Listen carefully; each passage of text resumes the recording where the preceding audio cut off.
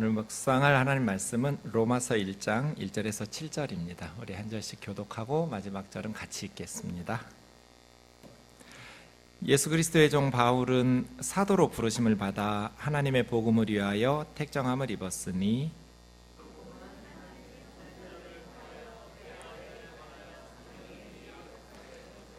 그 아들에 관하여 말하면 육신으로는 다윗의 혈통에서 나셨고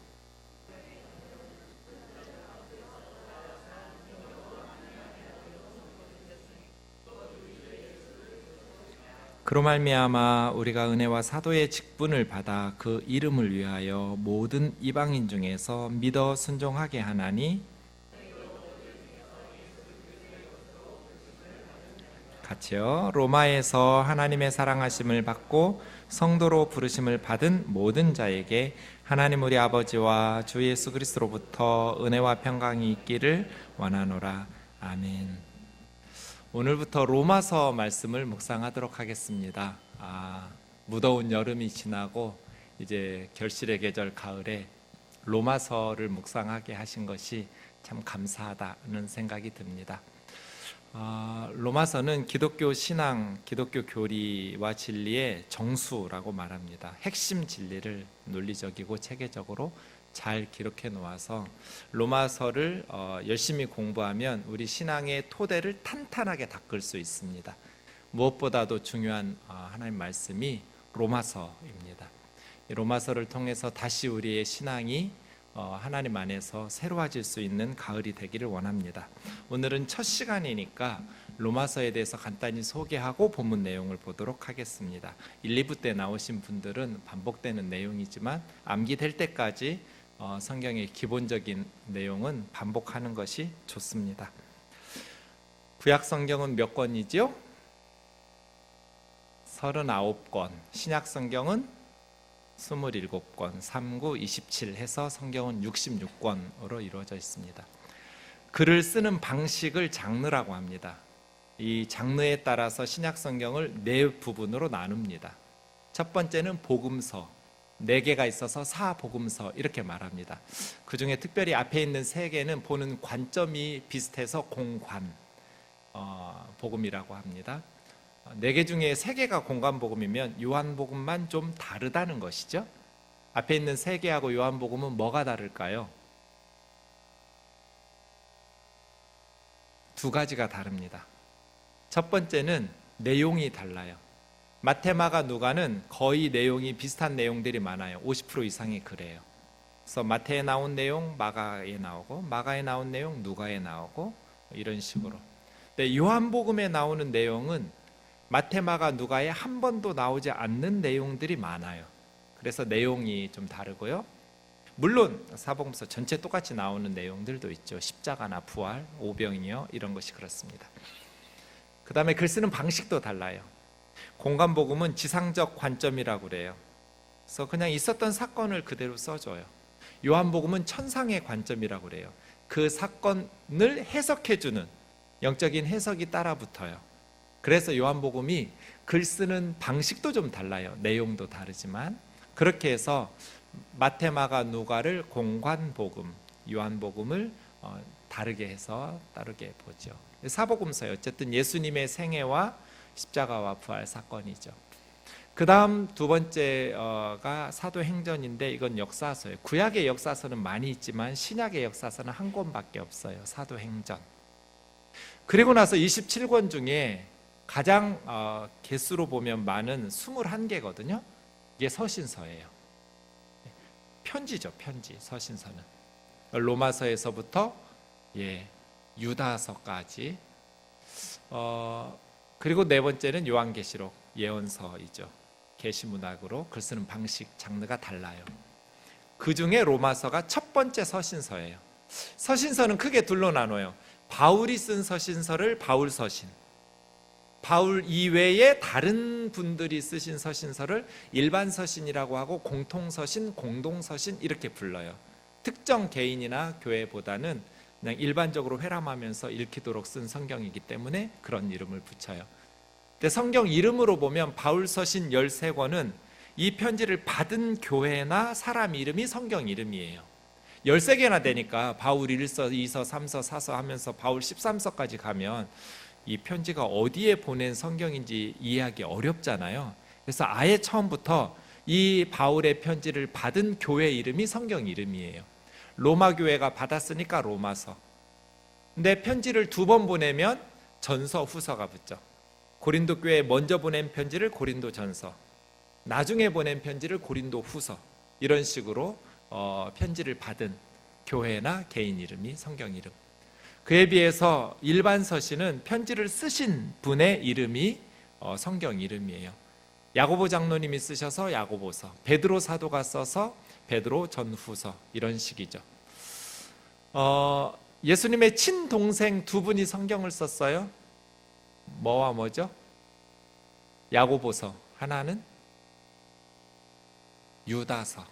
가룟 유다가 성경도 썼네? 그런 분 말씀하셔서 깜짝 놀란 적 있어요. 유다서를 쓴 유다는 예수님의 친동생 유다지 가룟 유다가 아니에요. 유다라는 이름은 아주 흔한 이름이었어요. 동명이인인 거죠. 네. 이렇게 서신서 21권이 나와 있고요. 그 중에 첫 번째가 바울 서신이에요. 편지 읽을 때 제일 중요한 게 뭐겠어요? 서신서를 연구할 때 제일 중요한 거, 어떤 본문이든지 성경 본문이 딱 우리 앞에 있으면 2가지 하는 거예요. 성경 본문은 어떤 본문이든지 뭐와 뭐를 해요? 우리는 해석해서 적용하는 거죠. 해석과 적용을 해요. 성경을 바르게 해석하고 그것을 내 삶 속에 순종하면서 적용하고, 어떤 본문이든지 우리 앞에 성경이 펼쳐져 있으면 해석 적용, 해석 적용, 해석 적용이거든요. 편지, 서신서를 제대로 해석을 하려면 이 편지를 왜 썼는지 알아야 하잖아요. 그죠? 바울이 로마 교회에 편지를 왜 썼지? 그걸 알아야 내용을 제대로 해석할 수 있을 거잖아요. 그래서 서신서를 읽으실 때 가장 중요하게 생각하실 것은 이 저자가 이 편지를 왜 썼는가 하는 거예요. 바로바로 넘겨주세요. 네. 그럼 그 다음 질문 뭐겠어요? 로마서를 왜 썼을까죠? 바울은 로마서를 왜 썼을까요? 이걸 알아야 로마서의 내용을 제대로 해석해서 적용할 수 있거든요. 바울은 로마서를 왜 썼을까요? 바울 서신 13개를 다시 보시면 이게 교회에 보낸, 위에 2줄은 교회에 보낸 거예요. 그 다음에 맨 아랫줄은 개인에게 보낸 거예요. 디모데와 디도에게 보낸 건 목회자들이니까 목회서신이라고 해요. 빌레몬 목회서신이라기보다는 빌레몬은 오네시모라는 로마 감옥에서 만났던, 여러분 이왕 죄짓고 감옥에 가려면 바울이 갇힌 감옥 그런 데 가야 돼요. 오네시모가 죄짓고 감옥에 갔는데 죄수 동료가 바울이었어요. 바울은 죄짓고 감옥에 간 건 아니죠. 복음 전하다가 감옥에 갔는데 오네시모라는 새로운 죄수를 만났는데 얘기하다 보니 골로새 교회의 빌레몬 집에서 종으로 있던 노예 출신이었는데 주인에게 큰 손해를 입히고 도망왔던, 그러다가 붙잡혀서 감옥에 온, 그래서 갇힌 중에 낳은 믿음의 아들 오네시모를 위해서 오네시모의 주인인 빌레몬에게 쓴 편지, 아주 아름다운 편지예요. 빌레몬서. 이렇게 개인에게 쓴 편지가 있고요, 교회들에게 보낸 편지가 있어요. 교회들에게 편지 왜 쓰겠어요? 보통 바울이 어느 지역에 가서 선교하고 교회를 개척하죠. 그래서 성도님들을 양육하고 교회가 어느 정도 안정되면 이제 제자를 통해서 아니면 현지에서 양육된 리더들을 통해서 그 교회를 맡기고 자신은 다른 선교팀과 함께 교회가 하나도 없는 도시, 복음이 전해지지 않았던 그런 곳에 또 가서 교회를 개척하는 거예요. 그런 일들을 바울의 선교 활동 중에 계속하고 있는데 어느 지역, A 지역에서 선교하는 중에 예전에 개척했던 B 지역 교회에 문제가 생겼어요. 그러면 B 교회가 A 지역에 사람을 보내서 바울에게 묻겠죠. 우리 교회에 이런 고민이 생겼는데 이거 어떻게 해야 되냐. 교회 안에 여러 가지 분쟁이 일어났을 수도 있고 서로 갑론을박하면서 다툼이 생길 수도 있고 바울에게 사람 보내보자. 해서 보내는데, 바울이 이 A 지역에서 사역하는 상황이 잠시 멈추고 B 지역으로 가서 그 교회의 문제를 해결해주고 올 수도 있지만 상황이 그렇지 못하잖아요. 지금처럼 비행기 타고 쉽게 다녀올 수 있는 상황도 아니고요. 2000년 전에 한번 자리를 비우면 시간이 오래 걸리니까 자리를 비울 수 없는 A 지역의 교회 상황 때문에 B 지역으로 못 가면 편지부터 써서 보내는 거죠. 그리고 나서 그 B 교회의 질문들에 대해서, 다툼이 일어난 것들에 대해서 바울이 목회적 편지를 써서 보내고, 이제 나중에 A 지역이 어느 정도 안정되면 B 지역으로 자신이 직접 가서 이렇게 순회하면서 교회들을 돌보고 사역을 하는 그런 사역들이죠. 그러니까 나머지 편지들은 다 그런 편지예요. 그래서 바울 서신 공부하실 때 가장 중요한 건 이 교회의 문제가 뭐였냐예요. 고린도서 공부하려면 어떤 생각 가지고 고린도서를 읽으셔야 되냐면, 고린도 교회의 문제가 뭐였길래 바울이 이런 목회적 지침을 주는가, 이런 생각하시는 거예요. 갈라디아 교회에 뭐가 문제였는가. 근데 로마서는 달라요. 다른 교회들은 그 교회에 문제가 생겨서 바울이 편지를 써요. 에베소서는 약간 좀 다른데요. 에베소서는 사역을 마무리하면서 자기 사역을 되돌아보고 우주적인 차원에서 자신의 사도직을 통해서 이루셨던 하나님의 구원 역사에 대해서 철학적으로 접근해요. 에베소 교회의 구체적인 어떤 사항보다도. 그래서 에베소서만 내용이 약간 좀 다른 서신서하고 다른데요. 어쨌든 에베소 교회도 바울이 3년여 동안 선교하면서 두란노 서원에서 개척해서 선교해서 세워진 교회에 대해서 쓴 편지예요. 로마서만 그렇지 않아요. 로마 교회는 바울이 개척하고 선교한 교회가 아니에요. 바울은 가본 적도 없어요. 근데 편지를 썼어요. 그럼 바울은 로마서를 왜 썼을까요? 로마 교회에 왜 편지를 썼을까요? 이게 이제 우리의 중요한 질문이에요. 바울이 로마 교회에 편지를 왜 썼을까요? 로마서가 말씀드린 것처럼 기독교 신앙의 가장 체계적이고 이론적인 교리예요. 바울 신학뿐 아니라 기독교의 진리를 가장 논리적으로, 이론적으로, 체계적으로 잘 쓴 성경이 로마서예요. 그걸 좀 더 축약한 것을 갈라디아서라고 보면 돼요. 어떻게 로마서는 그렇게 기독교의 복음에 대한 체계적인 편지가 되었을까? 바울이 로마서를 쓴 동기와 연관되어 있어요. 바울이 로마서를 쓰게 된 배경을 로마서 15장 14절에서 32절까지에 밝히고 있어요. 바울 스스로 편지 다 썼어요. 16장 이제 마지막 장은 인사하니까요.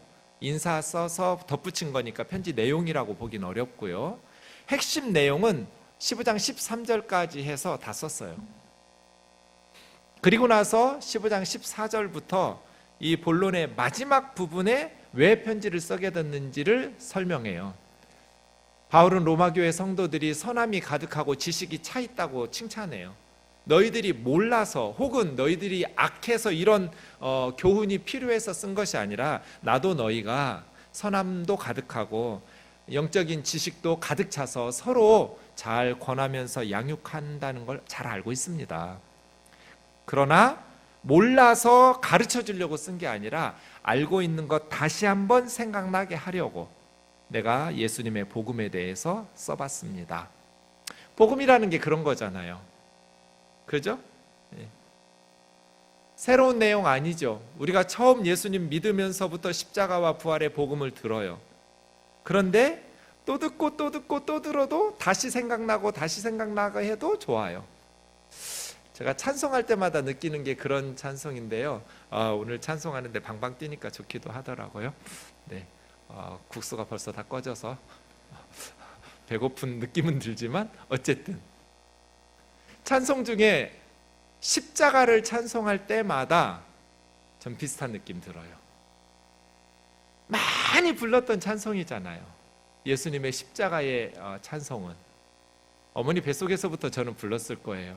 모태신앙이니까 평생을 부르고 들었던 근데 아직도 십자가 150장 갈보리산 위에 십자가 섰으니, 하여간 십자가를 찬송하는 찬송 들으면 막 아려요, 가슴이. 울컥울컥해요. 너무 감격스러워요. 복음이라는 게 그런 거죠.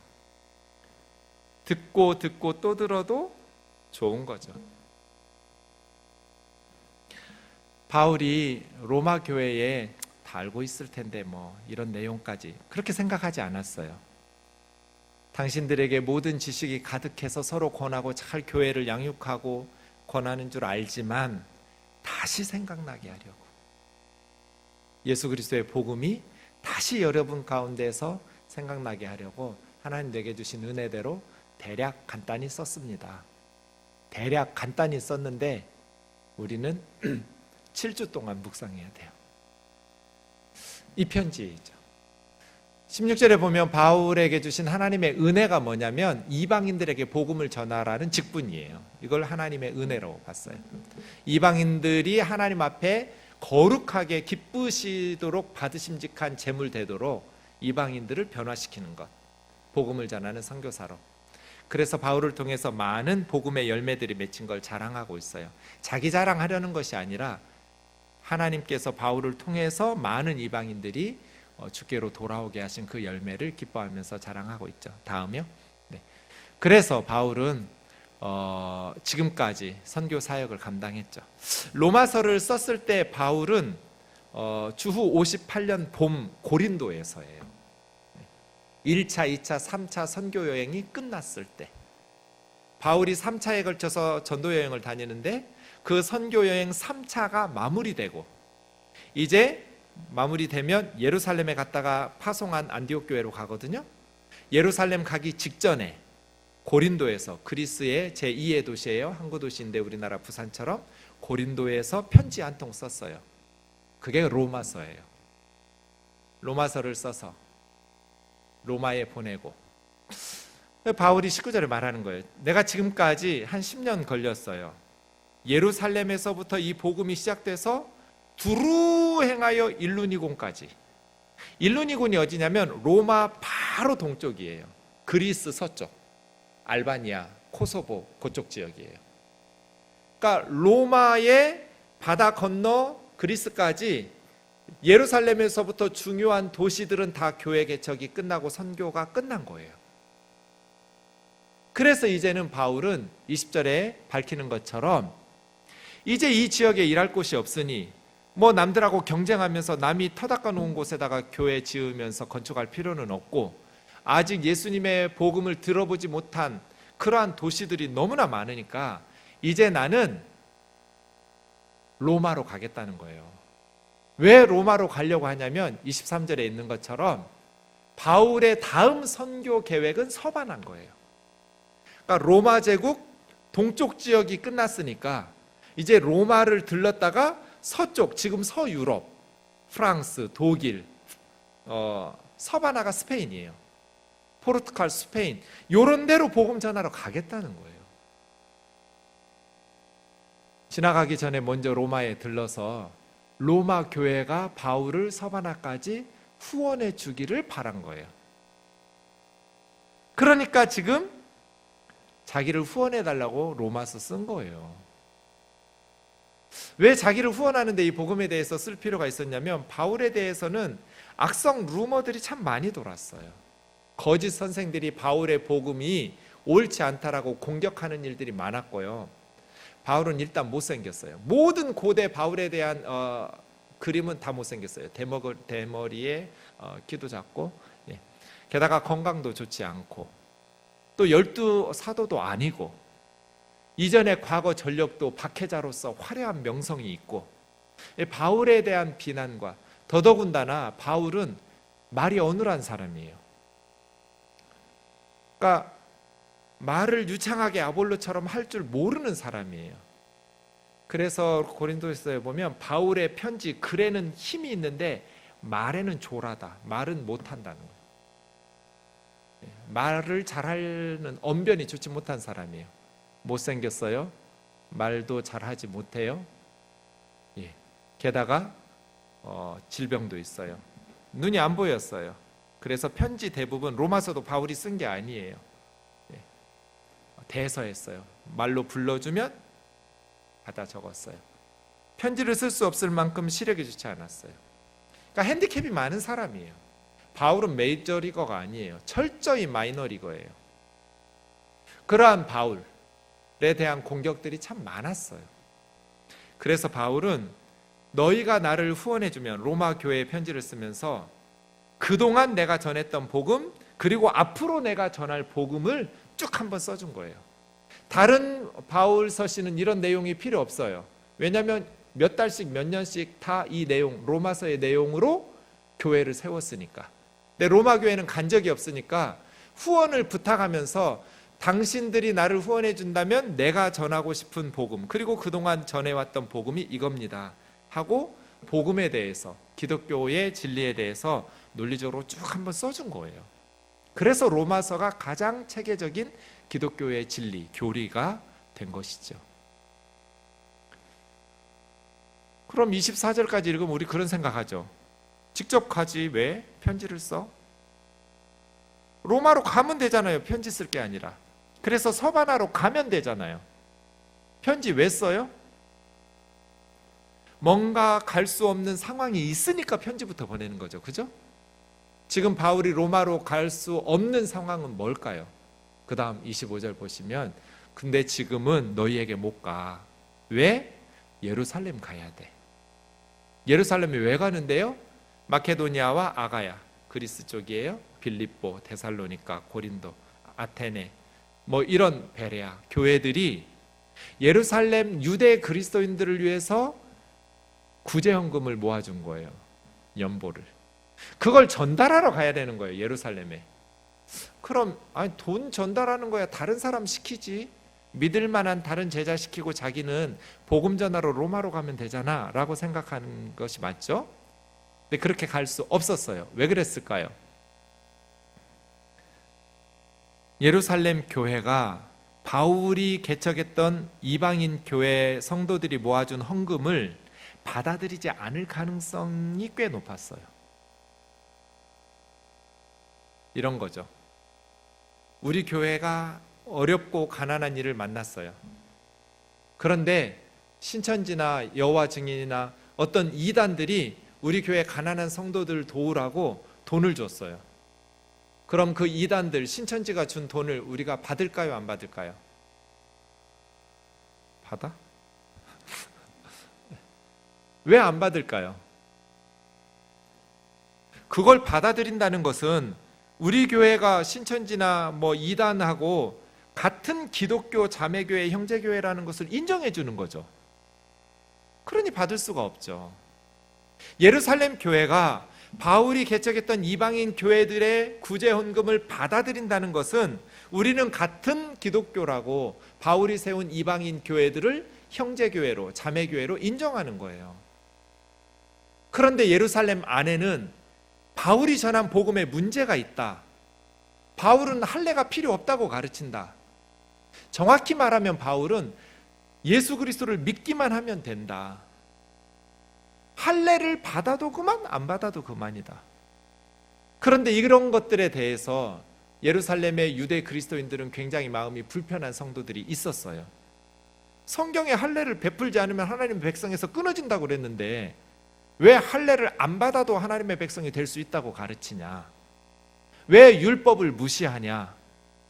이런 바울의 복음 전하는 방식에 대해서 예루살렘의 유대인 그리스도인들 중에 큰 논쟁이 있었어요. 사도행전 15장에 이미.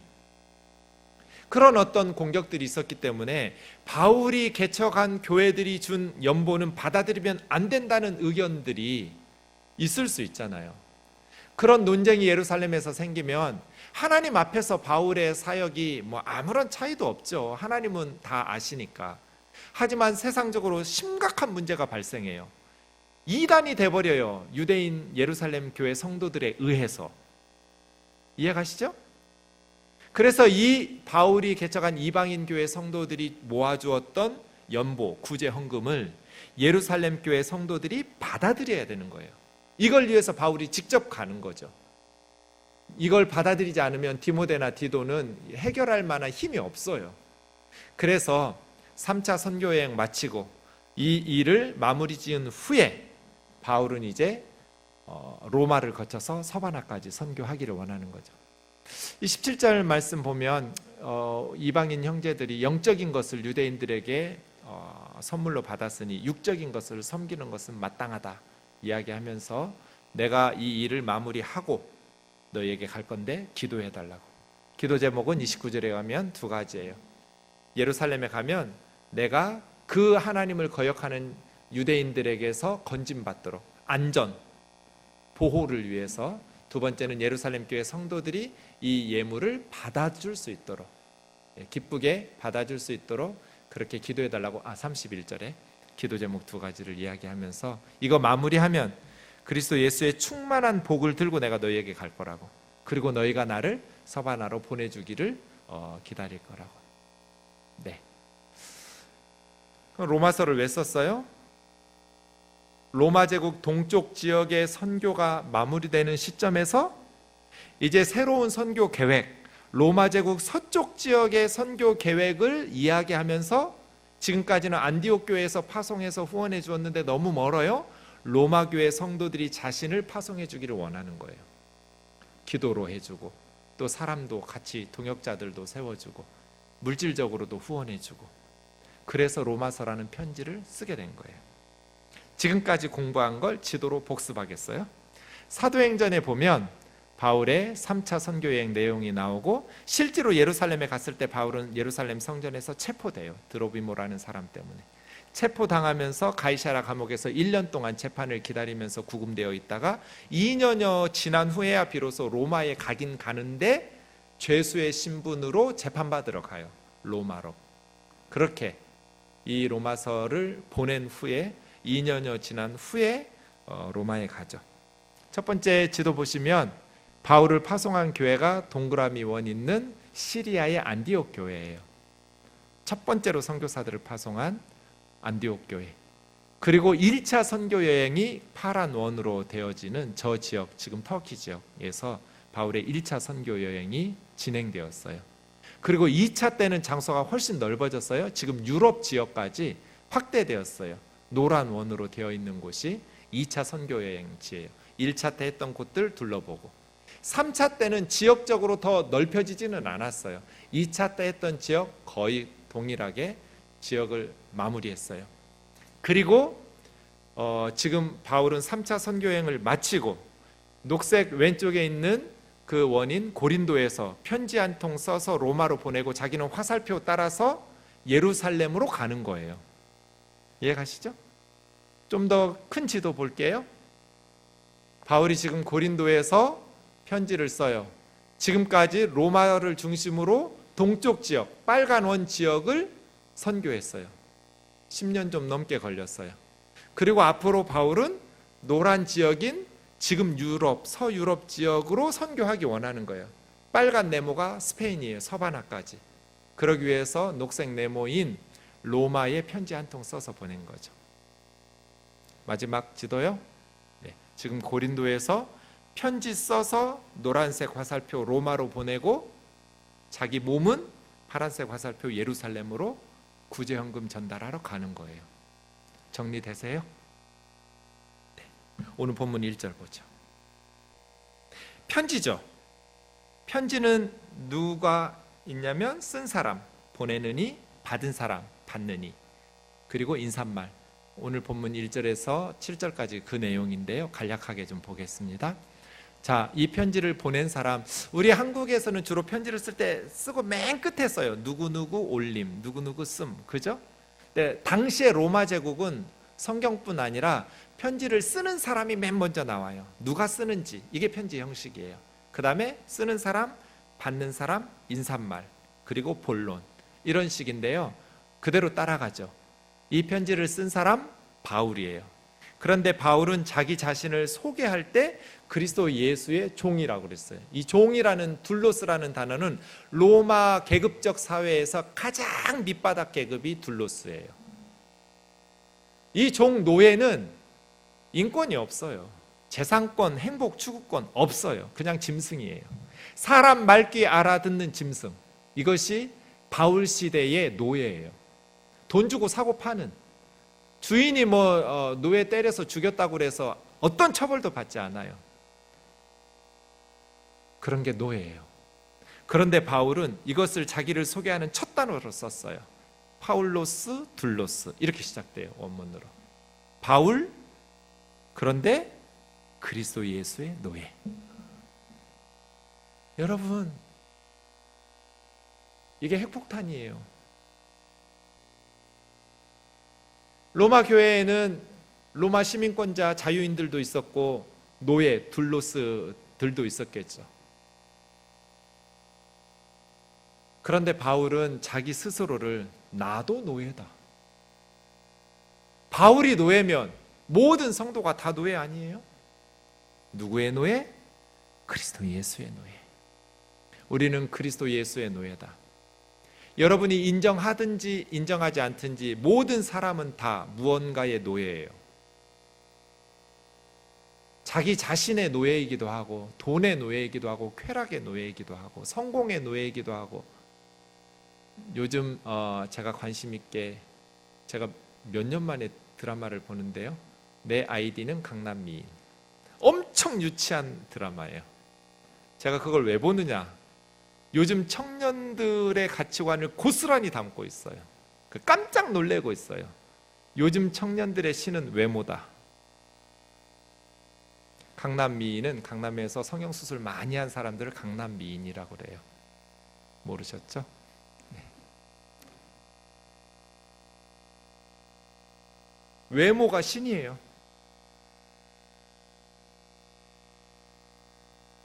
우리는 모두가 다 무엇인가 누군가의 종이에요.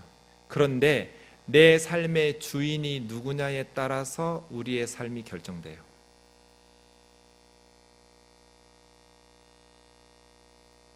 내 삶의 주인이 누구인가? 많은 분들이 자식을 신으로 섬겨요. 세상의 성공을 신으로 섬겨요. 사람들의 인정과 칭찬을 신으로 섬겨요. 그런데 바울은 나는 그리스도 예수의 종이라고. 나의 주인은 예수 그리스도라고. 예수 그리스도를 얼마만큼? 자기 인권 없어요. 둘로스는 그냥 죽으라고 하면 죽는 거예요. 주인 죽으면 황철길 가는 길 동안에 주인을 시중 들라고 산채로 생매장시키는 게 종이에요. 이게 언제적 문서인지 알 수 없지만 그 로마 제국 시대에 있었던 노예 시장에서 노예를 사는 거예요. 두 친구의 대화가 기록으로 남아 있어요. 한 친구가 아주 뚱뚱한 노예를 사는 거예요. 그래서 옆에 있는 친구가 이상해서 물었어요. 쟤를 왜 돈 주고 사냐고. 일은 못하고 음식은 다 먹을 거라고. 그랬더니 이 주인이 하는 말, 모르는 소리 하네. 저렇게 뚱뚱한 놈을 사다가 기름을 짜야 기름이 많이 나오지. 그냥 돼지 기름 짜듯이 사람 잡아서 기름 짜서 횃불 밝힐 때 쓰고 그래. 많은 초대교회 그리스도인들이 그렇게 기름으로 짜져서 횃불을 밝혔다고 기록해놨어요. 그렇게 순교 당했어요. 실제로. 그게 종이에요. 지금으로서는 상상할 수도 없지만 사람이 아니에요. 주인의 물건이에요. 그런데 바울은 나는 그리스도 예수의 종이라고. 그리스도 예수 앞에서 나의 권리는 없다고. 빌립보서 1장 20절 21절 말씀 보시면 그리스도 예수의 종다운 모습이 나와요. 바울에게. 나는 온전히 살든지 죽든지 내가 성공하고 살고 이게 목적이 아니라고. 이미 빌립보서를 쓸 때 바울은 감옥에 순교를 기다리고 있는, 감옥에 있는 사람이에요. 그리고 마음으로는 떠나서 천국에 가고 싶어, 주님과 함께 있고 싶은 마음이 크지만 육신적으로는 교회를 위해서 좀 더 사는 것이 유익하겠다라고 생각하고 갈등하고 있던 시점이에요. 그때 바울은 지금 이 감옥에서 풀려나는 게 목표가 아니에요. 건강한 노년, 행복한 삶이 목적이 아니에요. 살든지 죽든지 내 몸을 통해서, 내 삶을 통해서 그리스도 예수께서 존귀하게 되는 것, 그게 바울의 목표예요. 내게 산다는 것은 그리스도다.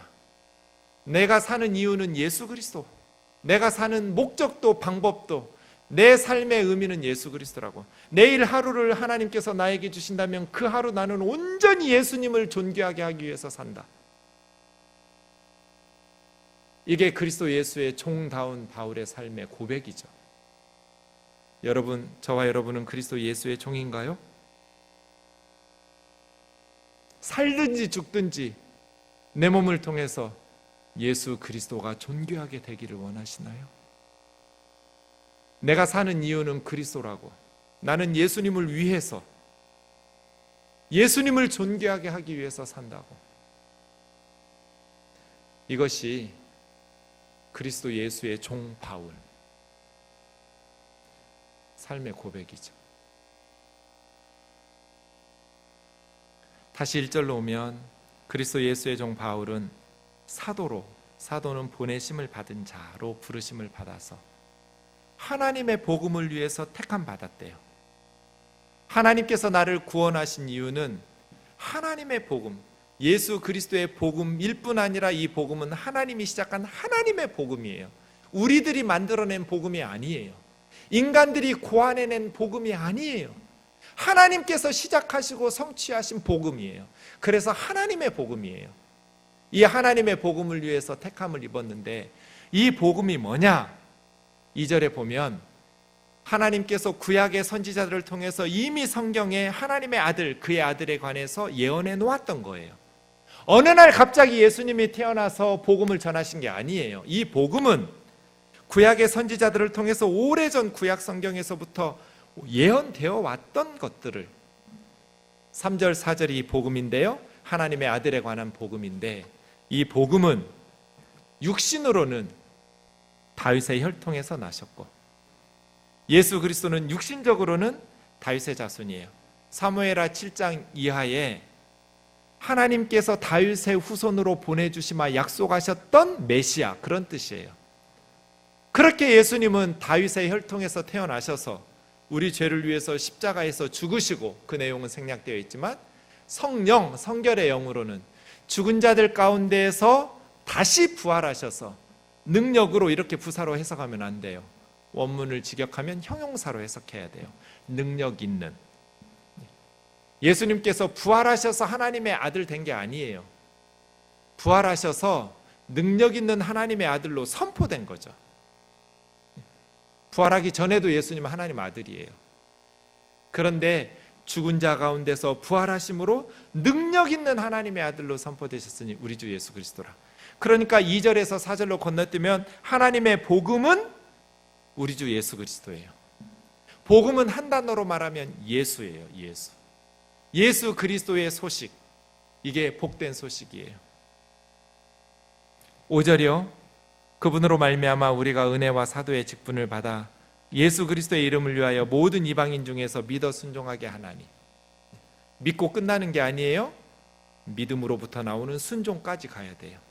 이것이 사역의 역사죠. 6절 다 같이 펜을 꺼내 드세요. 여러분 성경에 너희도 옆에다가 여러분 이름을 쓰세요. 준경이도 이렇게 괄호하고 아니면 밑에다가 쓰시든지. 그렇게 다시 읽어요. 5절부터 시작. 그로 말미암아 우리가 은혜와 사도의 직분을 받아 그의 이름을 위하여 모든 이방인 중에서 믿어 순종하게 하나니 준경이도 그들 중에서 예수 그리스도의 것으로 부르심을 받은 자니라. 여러분도 예수 그리스도의 것, 복음 안에서 예수 그리스도를 믿음으로 말미암아 부르심을 받은 자예요. 이제 7절에 보니까 편지를 받은 수신자들이 드디어 나와요. 지금까지는 편지를 쓴 바울이 자기 소개하면서 복음에 대해서 얘기했고요. 로마에서 두 가지를 받았어요. 모든 그리스도인들은 로마 교회 성도들처럼 두 가지 받아요. 첫 번째, 하나님으로부터 뭘 받아요? 하나님의 사랑하심을 받아요. 두 번째, 성도들은 뭘 받아요? 성도로 부르심을 받아요. 로마에서 하나님의 사랑하심과 하나님의 성도로 부르심을 받은 모든 자에게 하나님 우리 아버지와 예수 그리스도로 말미암아 은혜와 평강이 있기를 원하노라. 이게 로마서의 서론이에요. 이 복음 말이에요. 이 복음. 이 복음의 내용을 로마서에서는 하나님의 아들에 대해서, 육적으로는 다윗의 혈통, 성령으로는 죽은 자 가운데서 부활하신 우리 주 예수 그리스도, 이걸 좀 더 자세히 풀어 쓴 게 고린도전서 15장 1절에서 4절이에요. 이 복음을 너희가 들었는데 굳게 지키고 헛되이 믿지 않으면 구원을 얻을 것이다. 그러면서 3절 4절의 복음의 내용을 두 문장으로 설명해요. 성경에 약속된 것처럼 그리스도께서 우리 죄를 위해서 십자가에서 죽으신 것, 장사 지낸 바 되었다는 건 완전히 죽었다는 거예요. 사망진단서가 있어야 장례식 치러요. 예수님 완전히 죽으셨고 죽은 가운데 사흘 만에 다시 살아나셔서 그 다음 부활의 증인들을 이야기하죠. 이게 복음이에요. 이 복음, 그리스도께서 우리 죄를 위해서 십자가에 죽으신 것, 그리고 죽은 자들 가운데서 사흘 만에 부활하신 것. 왜 이것이 복음이냐면 이 복음은 모든 믿는 자에게 구원을 주시는 하나님의 능력이기 때문에 그래요. 이게 로마서 1장 16절이에요. 로마서 1장 2절에서 4절은 복음의 내용, 16절, 17절은 복음의 결과. 왜 이게 복음인가? 왜 하나님의 아들 예수 그리스도, 우리 주 예수 그리스도의 십자가와 부활이 복음인가? 16절에서 설명하죠. 이 복음은 믿는 자에게 구원을 주시는 하나님의 능력이니까. 아무리 하나님께서 사랑하셔도 복음으로, 믿음으로 말미암아 예수 그리스도의 십자가와 부활의 복음을 받아들이지 않으면 하나님 구원하실 수가 없어요. 그러나 누구든지 예수 그리스도의 복음을 믿음으로 말미암아 받아들이면, 믿는다는 건 복음을 먹는 것 같아요. 생명의 떡이신 예수 그리스도를 먹는 것, 믿으면 먹는 거예요. 예수님 우리 안에 들어오시니까. 이렇게 리시브, 받아들이는 것, 영접하는 것, 이게 믿는 거예요. 예수 그리스도가 나를 위해서 십자가에서 하나님의 심판을 받아 죽으셨고, 내 죄 때문에 죽으신 그리스도께서 죄값을 다 치러내셨고, 그래서 사흘 만에 다시 부활하셨다. 이 복음을 믿음으로 받아들이는 사람들은 구원을 받아요. 하나님의 진노로부터, 사망의 권세로부터. 말씀을 정리하죠. 누가복음, 우리 주님이 땅에 오신 것이 누가복음 4장에서 가난한 자들에게 복음이 전파되는데 포로된 자에게 자유, 눈먼 자에게 다시 보게 함, 억눌린 자들에게 자유케 하는, 우리 주님이 오셨다. 희년, 은혜의 해를 선포하려고 오셨다. 이게 복음이에요. 예수님께서 우리를 살리시려고 오셨어요. 죽어서도 우리가 천국에 갈 뿐 아니라 이 땅에서도 복음이 우리를 살려내요. 그런데 복음 아닌 것이 우리를 지배하고 주장할 때가 많아요. 저는 복음을 어머니 뱃속에서부터 들었는데 이 복음을 제대로 만나고 누린 건 20살이 훨씬 넘어서예요. 여전히 교회를 다녔지만 열심히 봉사했어요. 열심히 주의 일에 힘썼어요. 그런데도 억눌린 것으로부터 자유하게 되지를 못했어요. 입으로는 나는 자유 얻었다고 노래했어요. 입으로는 나는 자유를 얻었다고, 눈먼 자가 보게 되었다고, 잃었던 생명을 다시 찾은 하나님의 아들이라고 그렇게 고백했어요. 찬송했어요. 그런데 복음을 살아내지 못했어요. 왜 그랬을까요? 하도 답답하셨는지 하나님께서 어느 날 마태복음을 묵상하고 큐티하고 있는데 마태복음 본문하고 아무 상관없이 말씀하셨어요. 마음속에. 너무 저는 어머니 뱃속에서부터 우리 교단이에요. 장로교 합동측. 그래서 그런 체험이나 신비적인 경험은 거의 없어요. 근데 그날따라 너무나 놀랍게 말씀 묵상하는데 성령님께서 뚜렷하게 말씀하셨어요. 준경아, 너 나한테 잘 보이려고 노력하지 않아도 된다. 그때 제가 무슨 생각했냐면, 그렇지, 복음은 은혜니까 내가 무슨 율법의 행위로 선행으로 하나님 앞에 이쁨 받고 구원받는 게 아니지. 그래서 제가 뭐라고 대답했냐면요, 주님 저 알아요 그랬어요. 알아요. 근데 왜 이런 대화 있잖아요. 상대방이 무슨 말을 했는데 그냥 그 말 무시하고 못 들은 척 또 똑같은 말을 반복해요. 이걸 3번 반복하셨어요. 준경아, 너 나한테 잘 보이려고 노력하지 않아도 된다.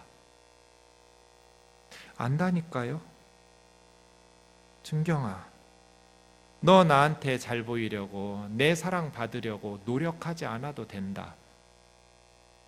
갑자기 어려서부터 제 옛날이 순식간에 머릿속으로 지나갔어요. 전 모태신앙으로 어려서부터 신앙생활을 할 때 너무너무 율법주의적이었던 것 같아요. 참 지금 생각하면 미안한데 제 친구들이 얼마나 착했냐면요, 제가 농촌에 다녔는데 초등학교 때 애들이 숙제 않고 막 선생님한테 손바닥 맞고 공부 안 한다고 혼나고 이러면 똑같은 동갑인데도 제가 친구들한테, 너네 엄마 아빠가 얼마나 힘들게 농사 지어가지고 원고지 사주고 책 사주는데 이렇게 공부 안 하면 되겠냐고 제가 친구들한테 엄청 재수없는 소리예요. 지가 뭐라고 선생도 아닌데 같은 또래가 무슨 마치 어른이나 된 것처럼. 저는 가끔 어머니 아버지 도와드리러 논밭에 나가면 너무 힘든 거예요. 농사일이 어린 아이에게 이게 너무너무 죽을 만큼 힘든데 이걸 우리 엄마 아빠는 새벽부터 저녁까지 날마다 하잖아요. 날마다 논밭에서 그렇게 힘든 일을 하시면서 돈 벌어가지고 우리 가르치는 거잖아요. 그래서 제가 그 얘기한 거예요, 친구들한테. 근데 지금 생각하면 이게 아찔한, 이게 몰매 맞을 일인데 제 친구들이 착한 거예요. 제가 요즘 가끔 장례식장에서 이제 요즘 부모님들이 돌아가셔서 만나면 그 얘기 해요. 고마웠다, 그때 나 욕 안 하고 안 때려서. 지금 생각하면 겁나 재수없는 말인데 저는 철이 너무 일찍 든 거예요.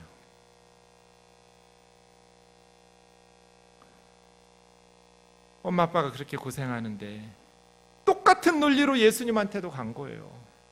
예수님이 나 때문에 십자가에서 벌거벗고 죽으셨는데 내가 잘 살아야지. 교회에서 또 그렇게 가르쳐요. 예배 늦으면 주일학교 선생님이 꼭 이렇게 물어요. 너 대통령이 높아 하나님이 높아? 제가 아무리 어려도 뭐 하나님이요. 너 대통령이 만나자 그러면 늦어 안 늦어? 안 늦어요. 너 하나님한테 예배 시간에 이렇게 늦으면 돼?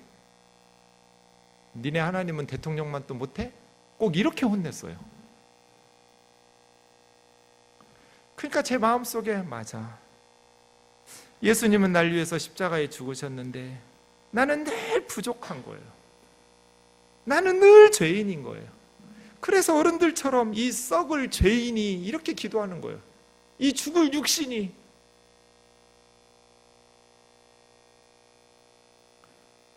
눌린 자를 자유롭게 하시는 주의 복음을 몰랐어요. 그 어린 시절이 순식간에 지나가는 거예요. 그리고 나서 제가 제 아내의 품에 안겨가지고 엉엉 울었어요.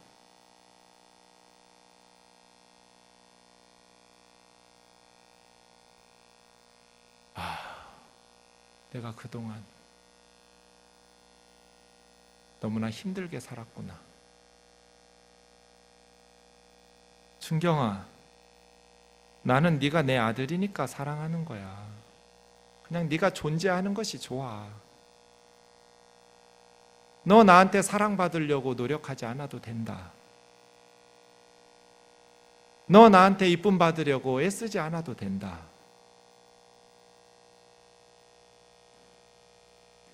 이게 복음이에요. 하나님은 우리가 존재하는 것만으로 우리를 극진히 사랑하시는 분이에요. 그런데 어려서부터 제 마음에 상처가 많으니까 부모님이 많이 배우지 못하고 농부로서 그렇게 힘들게 사시니까 내 마음속에 열등감 많고, 그러니까 남들보다 더 잘해야 되고 공부도 더 잘해야 되고 경쟁에서 이겨야 되고 모범생으로 살아야 되고 착하게 살아야 되고, 그래서 저는 수박 가운데 토막 못 먹었다고, 늘 꽁다리만 먹었다고. 그리스도인은 그렇게 살아야 된다고. 그것이 우러나서 한 것이 아니라 사람들 눈치 보느라고.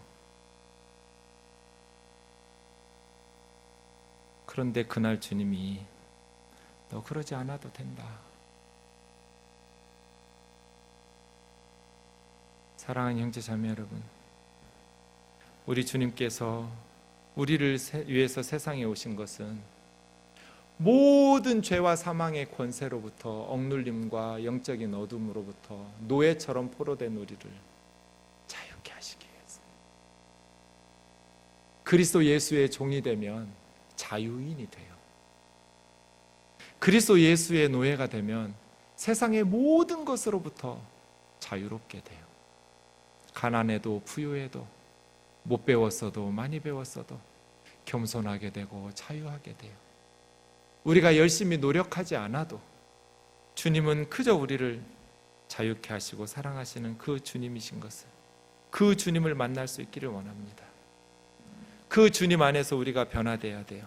우리가 새로워져야 돼요. 복음 안에서 다시 우리의 병든 심령이 회복되고 치유돼야 돼요. 어려서부터 우리의 마음이 상처를 너무 많이 받았어요. 이 세상에 완전한 부모는 없거든요. 대부분 청년들을 만나면 마음에 상처들이 있어요. 부모로부터 와요. 한국치유상담학회의 대부는 정태기 교수예요. 정태기 교수님이 아이들이 부모가 싸울 때는 사형수가 받는 두려움과 공포, 그 이상의 압력을 받는데요. 어리니까 방어해낼 힘이 없어요. 그런데 어린아이들은 엄마 아빠가 싸울 때 사형수들이 사형 집행 직전에 받는 공포와 두려움을 느껴요. 그래서 애들의 마음이 병들어요. 제가 성경 공부할 때 제발 애들 앞에서 싸우지 말라고, 제발 애들 앞에서 싸우지 말라고, 애들 죽이는 거라고. 몸은 어른인데 애들의 마음이 다 병들어가지고 성인 아이가 돼서 건강하고 행복한 삶을 살지를 못해요. 정태기 교수님 말씀에 박정희 대통령의 아이들이 그랬다는 거예요. 육박전이라고. 유경수 여사와 박정희 대통령의 부부싸움을 육박전이라고 그랬대요. 엄청나게 싸웠대요. 근데 부모가 그렇게 애들 앞에서 싸우면 애들의 마음이 병들어요. 마음이 병드니까 아들은 마약 중독에 빠지고 한 딸은 알코올 중독에 빠지고 제일 심각한 건 종교 중독이에요. 최태민이라는 그 무당 같은 이단 가짜 목사에게 빠져서 평생을 종로로 됐잖아요. 일국의 대통령이 되었지만 그렇게 주변에서 안타까이 여겨서 권면을 해도 돌이키지 않고, 세상 사람 다 아는데 본인만 모르고 너무 안쓰러워요. 이렇게 아이들이 병들어요. 부모가 싸우면. 다시 복음 앞에 설 수 있기를 원합니다. 여러분의 상한 마음이, 여러분의 가정에 깨어진 부분들이 이 가을 다시 복음 앞에 회복되고 치유되고 주님의 은혜 안에서 새로워질 수 있기를 주의 이름으로 축원합니다. 찬양.